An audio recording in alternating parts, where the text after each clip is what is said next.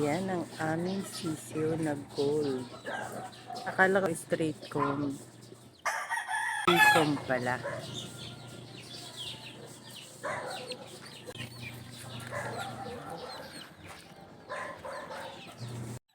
Ayan, mababait ang aming sisiyo. Nadapo na agad kay Kipern. Naglalapitan ang mga sisiyo. Naglapitan na dito. Nangnuna ka. Hindi pa ito natuka. Kaya pala naglalapitan, hindi pa natuka.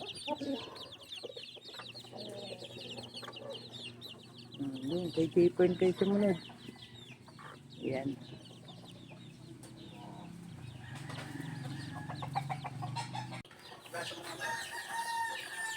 Susunuran ang mga gutom na sisiw.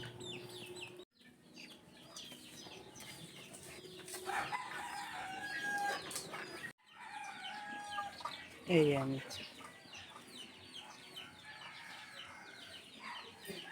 Tutukaan yung medyo malalaki na.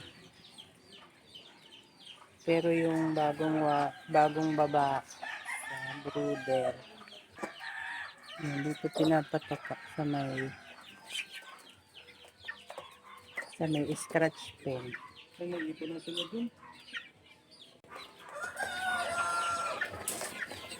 Para hindi makapasok yung malalaki.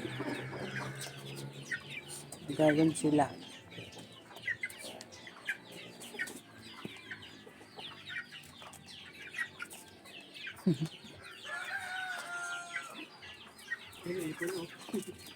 Hindi nakapasok pa rin yung isang malaki.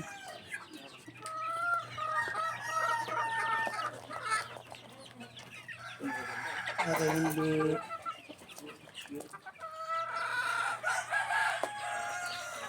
ayan, nandiyan na naman yun. Nagagawa na naman.